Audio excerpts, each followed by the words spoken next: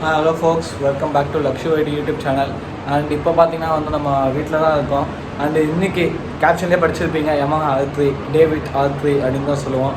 And இப்போ நம்ம போயிட்டு சர்வீஸில் இருக்க R3 அந்த அப்படியே எடுத்துகிட்டு நம்ம அப்படியே சும்மா சேலத்துக்குள்ளே ஒரு 2 ரவுண்ட் அடிச்சுட்டு அப்படியே நம்ம பைக்கர்ஸ் கேஃப் போகலாம் மக்களே. அண்ட் ஸோ வந்து நம்ம பைக்கர்ஸ் கேஃபில் வந்து எல்லா ப்ராடக்ட்ஸ் வீடியோஸும் இனிமேல் ரெகுலராக போட ஆரம்பிச்சிடுவோம்.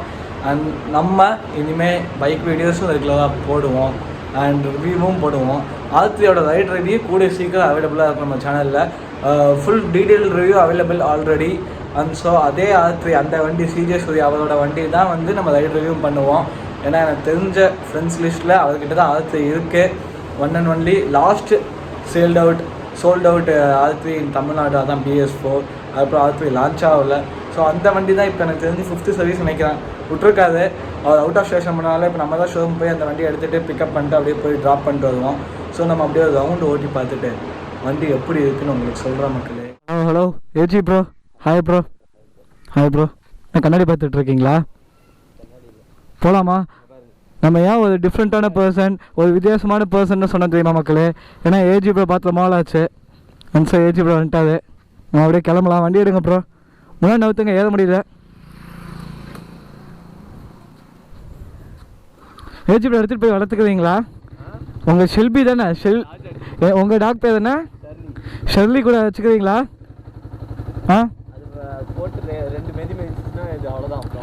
கூட வச்சுக்கிறீங்கன்னா பக்கத்தில் உட்காரக்கூடாது, தள்ளி போய் வச்சுக்கணும். சரி போகலாம் மக்களே, போகலாம். ரைட். இப்போ exhaust note. Wow, what exhaust note. டிவிக்கில் போட்டிருக்காது, அப்படியே காதுக்கு இனிமையாக இருக்குது. பில்லினா உட்காந்து போகிறதே ஒரு எப்படி சொல்கிறது, வித்தியாசமான ஃபீல் தான். ஏன் ப்ரோ ஜி ப்ரோ ரொம்ப நாள் கழிச்சு நான் பில்லினா உட்காதான் போல். உலகத்தை பின் சீட்லேருந்து பார்க்குறது சூப்பராக தான் இருக்கியா? ஃப்ரெஷ்ஷாவா? குளிச்சுட்டு இருந்தால் ஃப்ரெஷ்ஷாக தானே இருக்கணும். இந்த மாதிரி ஒரு வண்டி, ஒரு 4 வண்டி வாங்கி போட்டலான்னு இருக்கேன். ஜம்முன்னு பின்னாடி சிமெண்ட் விட்டுறது இல்லை, கேரியர் மாதிரி பின்னாடி. நம்ம பசங்களுக்கு இடம் இல்லைன்னா ஜம்முன்னு உள்ள தூக்கி போட்டு ஒரு ரைடு போயிட்டு வரல, லாங் ரைடு. லாரி ஒன்று வாங்கிட்டு பின்னாடி உட்கார வச்சுட்டு ஆளுக்கு 500 ரூபாய் டீசலு, ஜம்முன்னு போயிட்டு வரலாம். பீஸ்ஃபுல்லாக ட்ராவல் அப்படியே என்ஜாய் பண்ணலாம். எல்லாம் ஆக்வர்டாக பார்க்குறாங்க பார்த்தீங்களா? பின்னாடி உட்காந்துக்கிட்டு பைத்தியம் மாதிரி கேமரா போட்டு பேசிட்டு இருக்கானே அப்படின்னு ஆக்வர்டாக பார்க்குறாங்க மக்கள். ஒரு வியர்ட் லுக் தராங்க.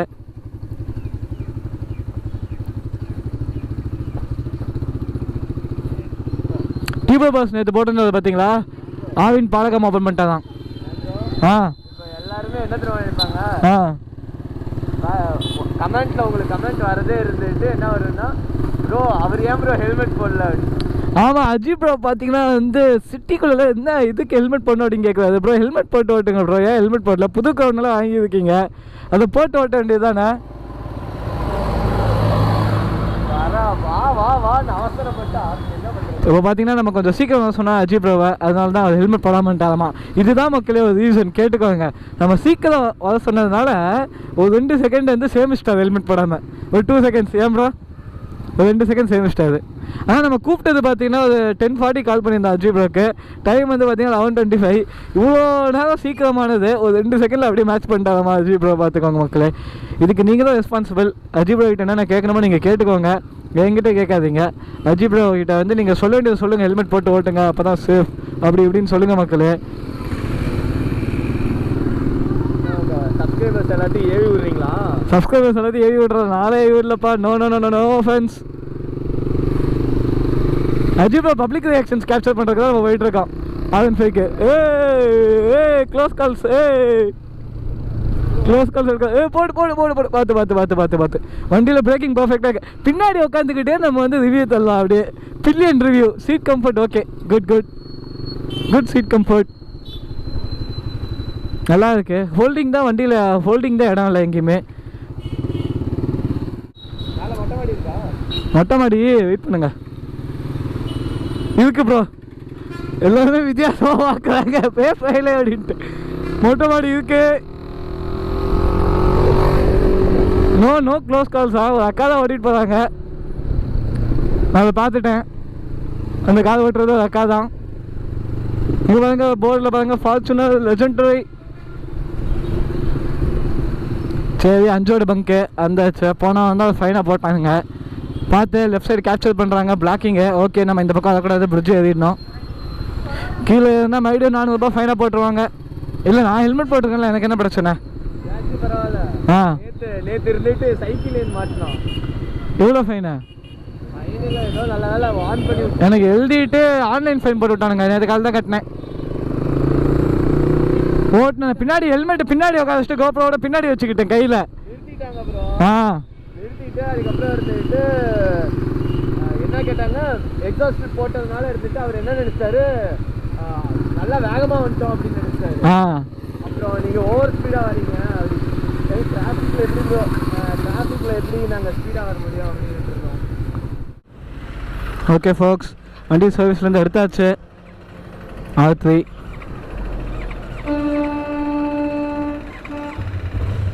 அந்த இன்லைன் கிடையாது, சாரி பேரலல் ட்வின். ஒரு சவுண்டு ஸ்டாக்காக இருக்குமோ நல்லாயிருக்கும். எக்ஸாஸ்ட் போட்டோன்னா கொஞ்சம் அந்த லவுடு நீங்கள் கேட்டிருப்பீங்க ஆல்ரெடி.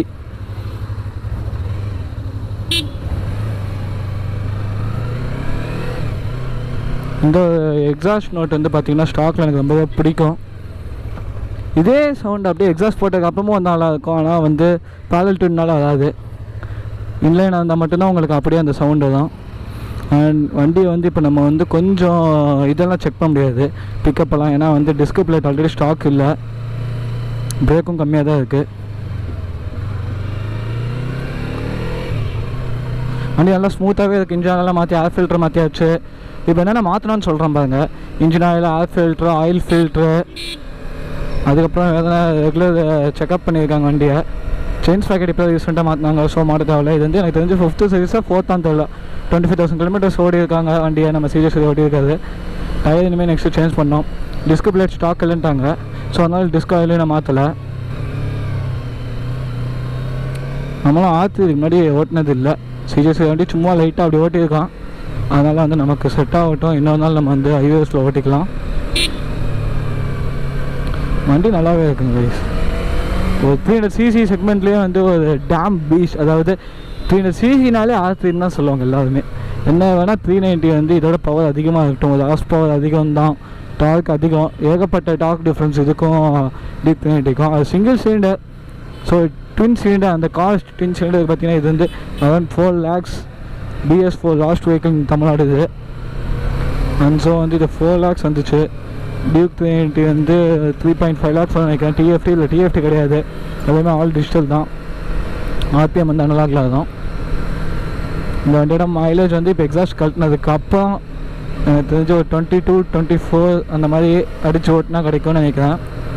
எக்ஸாஸ்ட் பண்ணும்போது 20 தான். ஃபுல் சிஸ்டம் போட்டிருந்தாங்க. அக்கா போய் வீடியோவில் போட்டிருப்பேன்.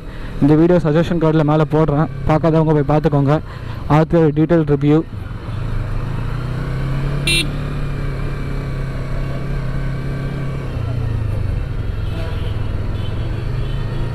நல்லாவே அந்த பவர் டிஃபரன்ஸ் தெரியுது என் வண்டிக்கும் இதுக்கும். வந்து நம்ம வந்து 7000 RPM வரைக்கும் சைலண்ட்டாக இருக்குன்னு சொல்லுவாங்க வண்டிங்கெல்லாம். 7000 RPMல தான் அந்த பீஸ்ட் வெளியேறும்னு சொல்லுவாங்க.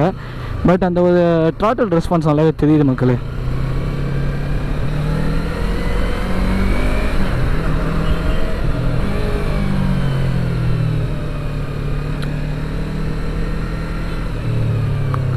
அண்ட் ரைடிங் பொசிஷன் பார்த்தீங்கன்னா R3ல வந்து ஒரு சூப்பர் ஸ்போர்ட்டுங்கிறது வந்து நீங்கள் கம்ஃபர்ட்டுங்க.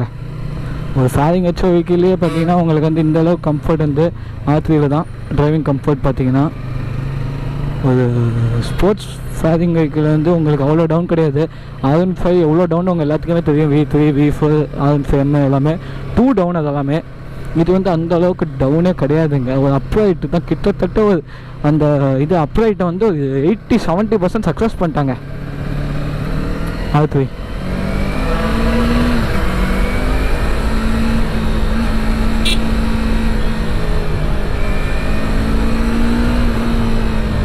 அந்த த்ராட்டில் ரெஸ்பான்ஸ் பார்த்தீங்களா மக்கள், இனிஷியல்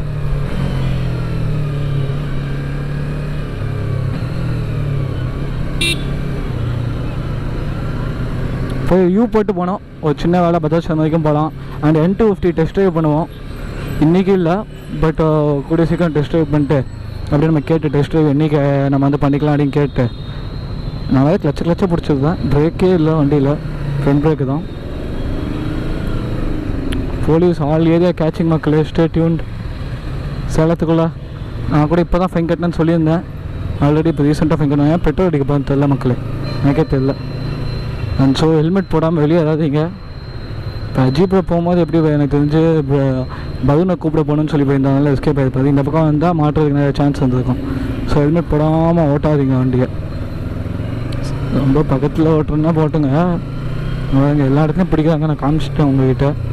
ஸோ இதுக்கு மேலே ரிஸ்க்கு சேலத்தில் வந்து நீங்கள் இதை பார்த்தும் ரிஸ்க் எடுத்திங்கன்னா நான் பொதுப்பில்லை மக்களே.